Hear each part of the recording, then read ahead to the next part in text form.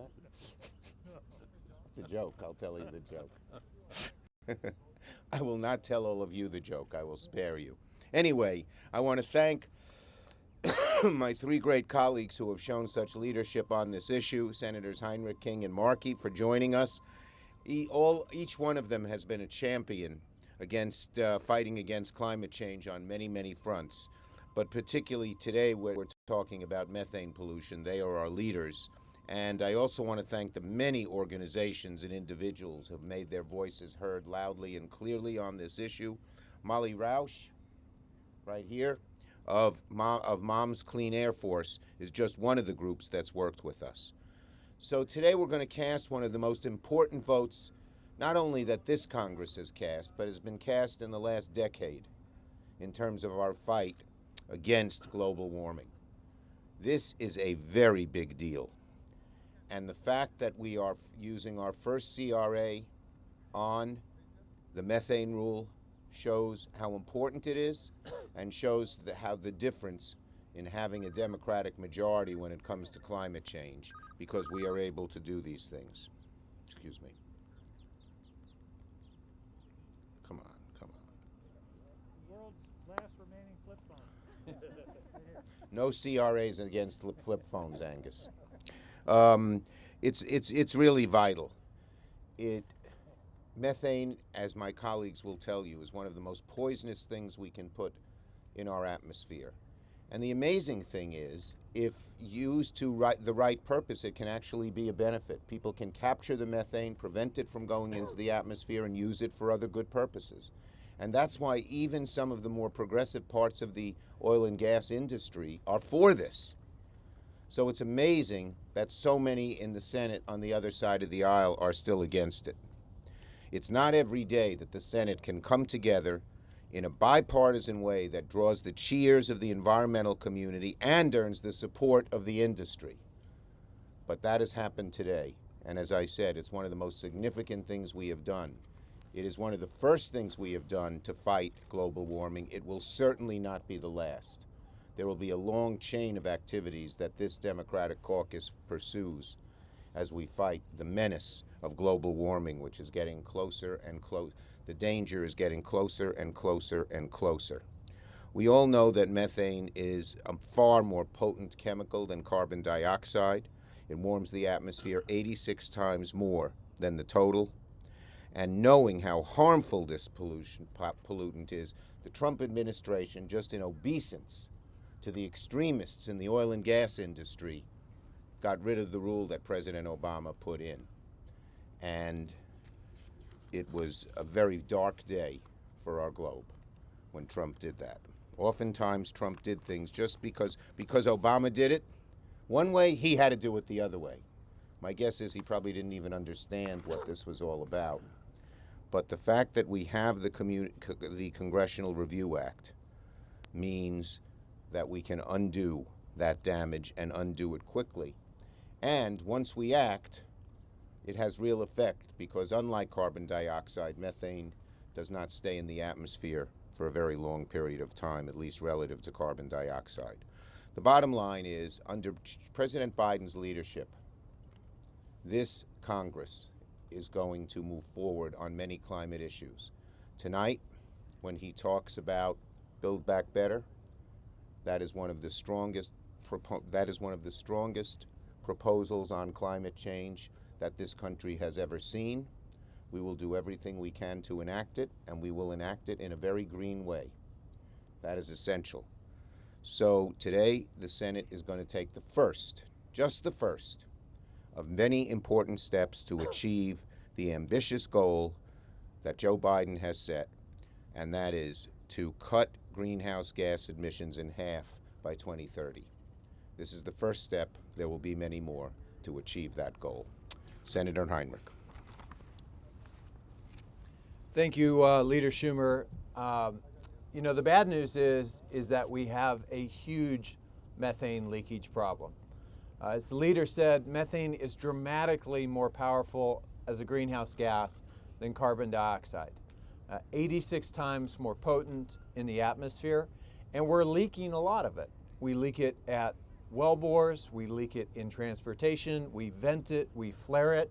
So much so that a few years ago, NASA actually could see the methane plume sitting over the northwest portion of my state from these activities. The good news is we don't have to do this. We have the solutions to this right now. The industry standards actually work, and we can implement this in a way that will dramatically make a down payment on what we need to do to keep the climate below 1.5 degrees Celsius. So this is not something where we need some fancy technology from 20 years from now. The solution is here now. We know how to plug these leaks. We know how to not flare and not vent. We know how to make sure that our pipelines aren't leaking. And this is a huge public health issue. Much of this leakage happens right in the middle of communities. Communities in my state that don't want to be breathing benzene and the other chemicals that come along with natural gas leakage.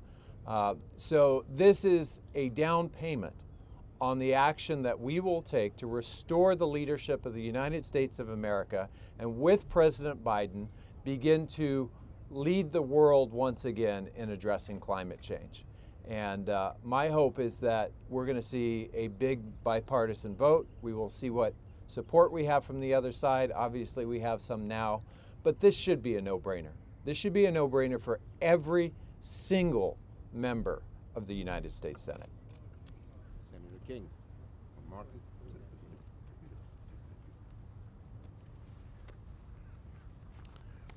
Thank you, Leader Schumer, Senator Heinrich, Senator King, and to Molly Roush, and all of the moms of Clean Air Force who have joined us here today. Thank you for representing millions of moms and children across our country here today. It's going to be a great day for us to use the CRA to cut methane and to fight for this dramatic change in reduction of pollutants that go into our atmosphere. The methane problem is not a new one. It has quickly and drastically warmed our planet since the Industrial Revolution. And today it accounts for 1/4 of global warming. We have no time to lose. In the short term, methane is more than 80 times more powerful and damaging than its better known cousin called CO2. While we've made more progress reducing our carbon dioxide levels, methane pollution has continued to surge in the background. Even last year, with more cars off the road and many stuck in their homes, methane pollution levels kept rising even in 2020.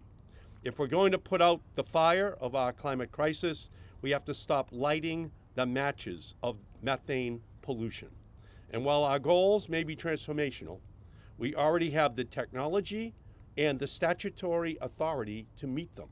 First, we have to enforce the Clean Air Act instead of undermining it. Second, we have to push our emissions down further and faster than ever before. And third, we can leverage technology that detects and repairs leaks, technologies, by the way, that already exist today. We can also repair the immense damage done by Donald Trump. His decision to roll back common sense methane rules shows just how little he cared about people or the planet. Cutting methane emissions will help curb immediate global warming, save lives, prevent costly trips to emergency rooms, and show the world that the United States is ready once again to be the leader in combating the climate crisis. The fossil fuel industry knows it has the potential to cut its methane emissions at little or no cost. We need strong rules on the books to make them do that. By passing this methane rule CRA, we can make real progress for our climate and for public health. Methane pollutes our land, our lungs, and our lives. Today's vote will be a decisive victory for our planet. Thank you very much. Back to you, Senator King. I think it might be helpful to explain the context of what this vote is. What we're voting on today is the legislative equivalent of a double negative. This is the repeal of a repeal. it leaves the original rule in place that regulated methane that was in place until several years ago when, or a year ago, when it was repealed by the Trump administration. So what this action today technically is a repeal of the repeal, which leaves the original rule in place. A repeal of the repeal with great appeal. No, leave it to my friend the poet over here. Jeez, I have to put up with this quite regularly. You should know. Regulating methane is the low-hanging fruit of climate action. It is the simplest, most straightforward thing that we can do immediately to make a significant change in terms of greenhouse gases, both here and abroad. If we lead, if we do this, then it enables other countries to do this. If we don't do it, other countries are going to say, why should we do it? You're not doing it. So that's what's so important about the vote today, is it's not only a vote that will affect us here in this country, but I believe it will have ripples and repercussions around the world. Let me make an important point about here. Why don't we just? Yeah, bring it over. We'll hold it. I'll hold it. Natural gas has great advantages over coal and oil in terms of emissions per pound or per cubic foot, or however you want to measure it. This is the comparison: natural gas, propane, heating oil, and coal. The problem is, if you include the methane releases, here's where natural gas comes out. It loses its environmental advantage. And that's why many of the major companies that deal in natural gas and oil want to see this regulation put back in place, because they're going to lose their bragging rights, if you will, in terms of improvement of air quality if this is the level, which is propane plus methane, which comes from drilling and transportation. So this is important. In fact, no, I can't say it any better than this. Regulating methane emissions from oil and gas production is the right thing to do for our climate and the air quality of communities across the country. It's widely acknowledged that methane is a highly potent greenhouse gas with global warming potential 80 times greater than CO2. That's 80 times, not 80% greater, 80 times greater. Beyond the long-term impacts related to climate change, methane emissions have implications for local air quality. We owe it to the communities where we live and work to reduce these emissions. That's not Angus King, that's Shell Oil. That's a direct quote from a press release from Shell Oil. They understand this. And they and many of the other major oil and gas companies are supporting this action today. So I'm with Martin Heinrich and Chuck and Brother Markey that this is a tremendous opportunity. It should get a tremendous vote. This isn't industry versus regulation. This is common sense in favor of our ability to save the planet. It really comes down to that. I believe this is the most important environmental vote of this decade. And it is going to really have almost an immediate impact, I mean within the next year, on the global warming potential for the gases that are being released into the atmosphere. So I'm looking forward to the vote this afternoon, and I believe that this is one that, as Martin said, this should be easy. This is an easy and important step for this country and indeed for the world. Thank you. Thank you. And now we have Molly Roush of the Moms Clean Air Force. We've had literally hundreds of groups that are behind what we're doing, that range the spectrum from our green environmental groups all the way to some of the people in the oil and gas industry. Everyone agrees this is the right thing to do, and Molly signifies the grassroots support that this proposal has.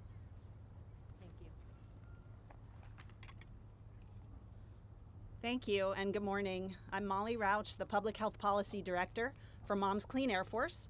We're an organization of over 1 million moms and dads fighting to protect clean air for the sake of our children's health. Today is a critical day in the Senate. The methane CRA resolution is a major step toward reinstating vital clean air and climate protections. So make no mistake, this vote is a vote on our children's health and a vote on their future. As you've heard, methane is a potent climate pollutant. It's accelerating climate change, and it's leaking from the oil and gas sector at the rate of more than 16 million metric tons each year, the equivalent of the climate pollution from all of the nation's passenger vehicles in a year. Climate change is a health crisis, not in some distant future, but right now, when extreme storms can trigger massive power outages, when smoke from record-breaking wildfires can poison the air of millions across the West, when severe heat waves regularly threaten public health, preying especially on older adults, pregnant women, and low-income communities, we need methane standards back in place right now to reduce dangerous climate pollution. But this isn't just a climate problem. Pollution emitted alongside methane, such as benzene, increases the risk of cancer, immune system damage, neurological and developmental problems, low birth weight babies, preterm birth, and birth defects. 1 in 3 people in the US lives in a county with oil and gas production, and over 17 million live within 1 mile of an active oil or gas well. Methane and other oil and gas pollutants also contribute to ground level ozone, or smog. Smog is a lung irritant. It triggers asthma attacks, and it increases lung infections. The methane CRA will help us achieve common sense pollution protections to reduce these health risks. And these risks are not equally distributed. Black, Indigenous, and Latino communities are disproportionately exposed to dirty air, including harmful pollution from oil and gas. We need environmental justice. We need climate justice. Every child has the right to breathe clean air and the right to a stable climate. In my work with moms, I bear witness every day to the real-life human health impacts of pollution from the oil and gas industry in communities across the country. For example, Patrice Tomchik's children go to school in southwestern Pennsylvania, near gas wells located about a half mile from their campus.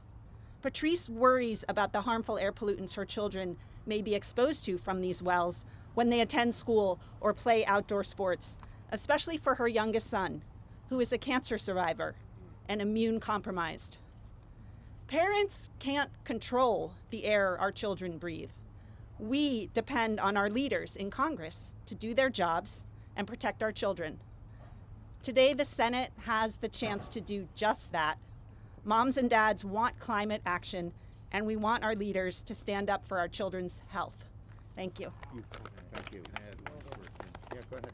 So, one of the things that the leader touched just really briefly on, that is the reason why this is such a powerful action, is because methane, unlike CO2, will not stay in the atmosphere for centuries. Methane will break down over the course of a decade or so. So if we take this action today, we take a huge amount of the warming activity in the atmosphere out of the atmosphere in the short term and buy ourselves time to fix the CO2 problem that we have to fix as well. So even though we're not putting nearly as much methane in the atmosphere as we're putting CO2, this really gives us a chance to take an action that is a huge part of the solution to how we keep everything below 1.5 degrees C. Point well taken. Thank you, Martin. Questions on this subject first? Yes. Just in general on gas, does the fuel have a future in the country's energy mix? Well, look, we want to get to zero emissions. 2030 is cutting them in half, but zero. Some plans 2035, some 2040, some 2045. And we have to use every way we can to get to that level. Any other questions on this subject? Okay, we'll take a few off topics. Yes. Leader, talk to me Story about of my how life. President Biden is going to sell the American family plan to the American people tonight. Well, I don't think he has to sell it to the American people. The parts of that plan are overwhelmingly popular. Pre-K is overwhelmingly popular. Paid family and sick leave is overwhelmingly popular. Helping child care is overwhelmingly popular. Free community college is overwhelmingly popular. What the public has to do and we have to do is sell it to some of our Republican colleagues. If you ask the Republican voter, there is far more support for these provisions, like the same with the ARP, than there is among the Republican senators. And that's a dichotomy we hope will change. Senator Schumer, Yes.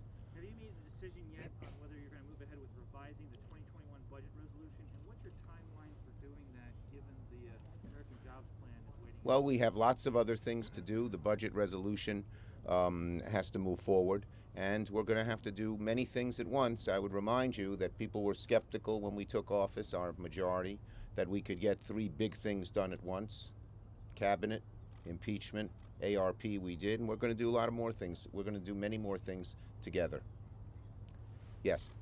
I couldn't help but notice your cancel student debt mask.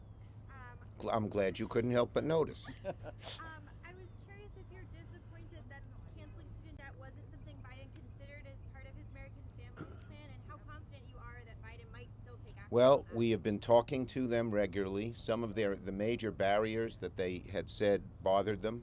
One, that they didn't have legal authority. They clearly do. Second, that it wasn't that if you forgave student debt, it would be taxed. So if you forgave $20,000 in student debt and you were at a 25% tax rate, you'd still pay $5,000 in taxes. We undid that in the ARP, and we're continuing to press. And there's more and more support. Everywhere I go, people ask for it, and we're going to keep pressing till we get it done. Yes. Well, wait, as someone who hasn't asked one yet? Yes. So it sounds I should have called on you. No. I didn't mention your speech, by the way. You are holding out reconciliation then as an option for passing this if you're going to move forward on the budget, like you just said. Is that accurate? Yeah, no decisions have been made, but of course reconciliation is an option. We hope to do as much as we can in a bipartisan way. Water bill today will be bipartisan. I believe the American Competitive Act, which will be marked up a week from Wednesday, is bipartisan. There are other things that can be bipartisan, but obviously we believe a bill has to have strong climate provisions. We believe that the tax code and some of the inequities that the Trump tax cut costs that caused have to be changed. So we will look for bipartisanship wherever we can, but the number one goal is a big, bold plan along the lines of what President Biden has proposed. Okay, last one. You had mentioned, sir, again, the American Jobs Plan. If it's not sold to the Republicans, will you do it without them? We have no choice but to move forward. We much prefer to do it with them. Let's hope they'll do it with us. But big, bold action is our number one goal, number one. Thank you, everybody. Thanks, guys. Thanks again. Great, thank you. Good, thank you. Thank you for being here.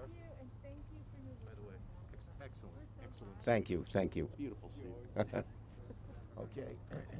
Thank you. Thank you. Could I have a picture? My parents need to see this. They're in Manhattan nights. I would I live here. Yeah, I know. Thumbs up for Methane. Where did you go to high school? Can you do me a favor? Yeah, can you do me a favor? Really? Yeah. I didn't even know that. Yes. Thank you. Did you know Hayden White? She was headmistress of the middle school.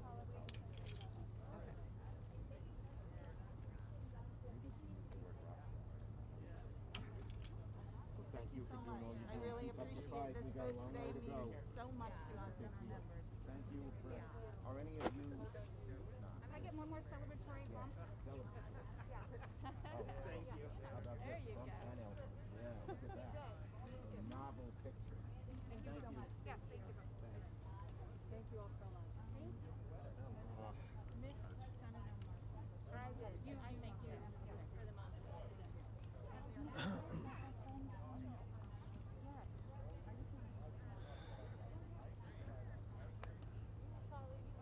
هدايات يجي هنا هيك الشغل الحلو